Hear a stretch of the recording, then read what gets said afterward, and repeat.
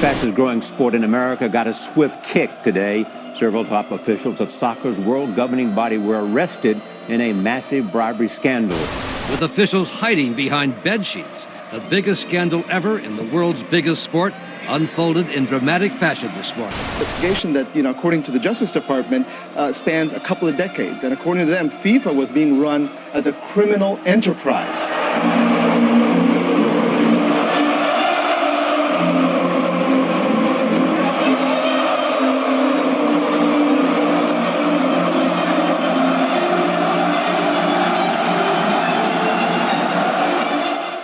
Good evening, everyone. My name is Lorenzo Griffin, and my partner's name is Eric Muncie, and together we are Team 3. Our presentation is regarding the FIFA scandal. As we look at the agenda for this presentation, we will look at who is FIFA, what are they, what is their responsibilities, the overview of their scandal, the dilemma that is proposed from this scandal, the individualism theory, collateral damage from these actions from FIFA, and what organizational recommendations that can be made from this. FIFA, or the Fédération Internationale de Football Association, is the highest governing body of football in the world. Founded in 1904 by 7 national associations: Belgium, Denmark, France, Netherlands, Spain, Sweden, and Switzerland. The United States joined in 1913, and currently there are 211 member nations. FIFA's birth was a result of the growing number of international games shortly after the dawn of the 20th century. Soccer leaders in Europe felt that such expanded competition required a governing body. FIFA governs all facets of the game, regulating the rules of play, overseeing the transfers of players internationally, organizing international competitions such as the FIFA World Cup, establishing standards for refereeing, encouraging soccer's development around the world, and FIFA is known and recognized as a non-profit organization. The organization of FIFA had been accused for many years of corruption. However, hard evidence was difficult to come by. FIFA has been described as a culture of sophisticated back-scratching, while some refer to it as organized crime. The FBI began following leads after Russia and Qatar were granted to host the 2018 and 2022 FIFA World Cup tournaments, especially since Qatar would have some of the worst possible weather conditions for athletes to compete in. In May 2015, the U.S. Department of Justice charged 9 FIFA officials and 5 corporate executives on charges ranging from wire fraud, racketeering, money laundering, and accepting bribes. In 2010, the host countries for the 2018 and the 2022 World Cups were selected. FIFA was criticized for choosing 2 hosts at once. Critics warned this would ramp up the chances of collusion. Is Qatar. Qatar miraculously earned the 2022 World Cup vote. And Russia became the 2018 host city. Accounts of bribery were later revealed. In exchange for Qatari votes, one voter was offered a Picasso painting, one requested a British knighthood, and enormous sums of money traded hands. 7 high-ranking officials of FIFA, soccer's international governing body, were arrested at a 5-star hotel in Switzerland. They're among 14 people indicted by U.S. prosecutors. U.S. Attorney General Loretta Lynch. Now, the 14 defendants charged in the indictment we are unsealing today include high-ranking officials of FIFA, the international organization responsible for regulating and promoting soccer, leaders of regional and other governing bodies under the FIFA umbrella, and sports marketing executives who, according to the indictment, paid millions of dollars in bribes and kickbacks to obtain lucrative media and marketing rights to international soccer tournaments. Have we ever seen the scale of this kind of corruption within sport before? Never. The arrogance in FIFA was extraordinary. Absolutely thought they were above the law.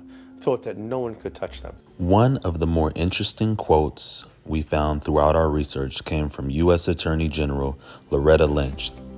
who stated, "These officials were expected to respect the rules that kept soccer honest. However, they corrupted the business of worldwide soccer out of their greed to enrich themselves." Next, we have Chuck Blazer, who was a former top FIFA official who wore a wire and also admitted he took bribes over the course of nearly 2 decades, including a payment that swayed him to vote for South Africa rather than Morocco for the 2010 World Cup host country voting. Over the years, the FIFA officials demonstrated that they were singularly focused on their self-interest through greed. Former General Secretary of CONCACAF. Chuck Blazer provided the keys to the kingdom. He told the FBI how FIFA worked, and again, gave all of how people are paid off, how things happen, how deals are made, how they're cut. He was the highest ranking ever American soccer official, and he was a member of FIFA's executive committee. But when the doors were closed, he was also skimming millions of dollars from the sport and not reporting that to the tax authorities. And so it turns out he hadn't been paying taxes for years, hadn't even been filing taxes. And ultimately the IRS got wind of this, got their hooks in him, and turned him into a cooperator. Ethical individualism is defined as the primary concern of morality is the individual instead of society as a whole. Furthermore, morality is more concerned with the individual flourishing rather than a person's interactions with others. For example, greed and being selfish. The parable of Sadu and FIFA were similar from the standpoint of most of the hikers that were attempting to make it up the mountain were ultimately focused on themselves and completing the mission, so they kept it moving. Many of the officials from FIFA did not care about how their actions would affect the sport of soccer. They mainly cared about their pockets and how they could enrich themselves through the game. I think a lot of fingers are being pointed to Qatar. You're the bad guys, you're the bad guys. But the bad guys is FIFA. They're the ones who set up the rules. What did you see in Angola? I witnessed the Qatari team offering to different EXCO members money in exchange for their vote. You were there. I was there in the room, yes. How much money? 1.5 million. Per vote. To three different members. 3 different members.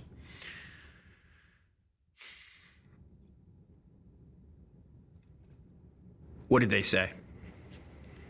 The members? Well, they agreed. I mean, it didn't take much convincing, let's put it that way. It was quite a simple transaction. So collateral damage is damage that is done because of this, all the fallout and whatnot, what not have you. So originally it was found that $150 million were taken in bribes from FIFA, and that was just connection with U.S. banks as the United States went to press charges against them, against the 7 officials that were accused. The president and vice president, Platini and Blatter, are suspended for 8, 10, 12 years. No longer connected with FIFA. They had to resign, step down, even been arrested. FIFA, as a result of this, has been given a share of $201 million of the money that was stolen over the years.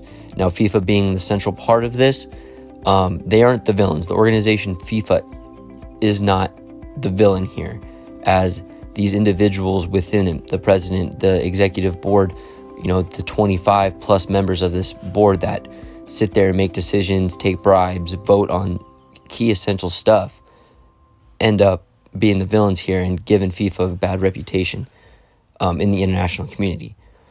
The 2022 FIFA World Cup will still be in Qatar, as they looked at if they took Qatar out as being it, the country would probably go bankrupt, as they put so much into fields, hotels, facilities, sponsorship rights, all that stuff is all going to the economy of Qatar. And FIFA looked at it, and if they took it out, they could have really bankrupted Qatar after that. And another interesting note is that Russia also backs Qatar. Russia being at the center of some doping scandals with the Olympic Committee. They've been suspended from the Olympics. So, just saying that Russia backs Qatar is showing that, there were bribes involved and that they all knew about it. Some organizational recommendations. At this stage in the game, change is very necessary. They need to cut ties with all those problems. They need to show turnover from all that, and they need to move on, turn a new leaf, turn the page, so to speak. So one thing is that FIFA doesn't have an overseeing governing body that kind of checks them and balances them. It's just them running the show for soccer, as they are the governing body for soccer. But, there's no, as they're international, there's only a certain number of, police forces or countries that can really enforce such rules upon them. So they need a, board member, kind of like a commissioner, if you would, of, FIFA, it'd be of the NFL, Rob Manfred, commissioner of the MLB, just kind of examples there. FIFA doesn't have to tell anyone how much it pays its executives, correct? That's correct. It doesn't have to tell anyone how much it pays any employee. That's correct. It doesn't have to reveal the minutes of its meetings. That's correct. It doesn't really have to account for itself to any overarching authority. It's really a problem, but it's a problem of the laws, but it's even a bigger problem of the organization. They need turnover of executive positions, maybe rotate countries in as leaders so that, more voices are heard on a bigger scale, and that, these people are getting rotated around, new ideas come in that can help propel FIFA into the future, and so that, these same 6-7 guys do not just keep taking bribes and just keep the game where it's at because, they're making money. The voting right now is that every country gets a vote, and as awesome as that is the little guy gets a vote, the African nations make up 26% of the FIFA Congress, and they're only seeing 8 to 11% of the funds for, international tournaments, for developing facilities for their soccer players, as, Europe is also made up of around 25, about 0.25% of the Congress, and they see upwards of 35%. Granted, those countries in Europe have some of the greatest players in the world, but if you really want to grow the game and not just make it a European versus South America type deal, they gotta start allocating those funds a little better. And then the fourth thing here would be downsizing the executive board. With so many people, it is so easily overlooked that, why did this guy vote that way? Oh, it doesn't matter. The overall vote went this way. But because, certain people are getting bribes, it's just one less vote to pass something that they would need, or one more vote in their pocket that they have. So I think if you break that down to, a group of, 13, a group of 7, a group of 5, even if it was just a singular person up there making these judgments and decisions, it causes focus on them, like, oh, why did he make that such a random decision? And he's going to be a lot more scrutinized but a lot more fair to the game as well. So like with all that, because you can't really say like, oh, they voted, it's fair. But with all these bribes coming out now it's not fair, and there's damage done to the game, the soccer reputation of these executives in place and stuff like that. So I do think, having a smaller control of the governing body would definitely help. And with less people, there's less people that can be corrupt as well with that. As much as football is loved around the world, and it is the most popular sport, I think the reputation of the organization is the opposite. And I think that the only way to change that, to be honest, is a change of leadership, with all respect to everyone. I would like to see much more democracy in terms of decisions in the organization. I think it's not healthy for any kind of organization, company, being depending of just one person. Seem to endorse the investigation. This for FIFA is good. It's not good in terms of image, but in terms of cleaning up, this is good.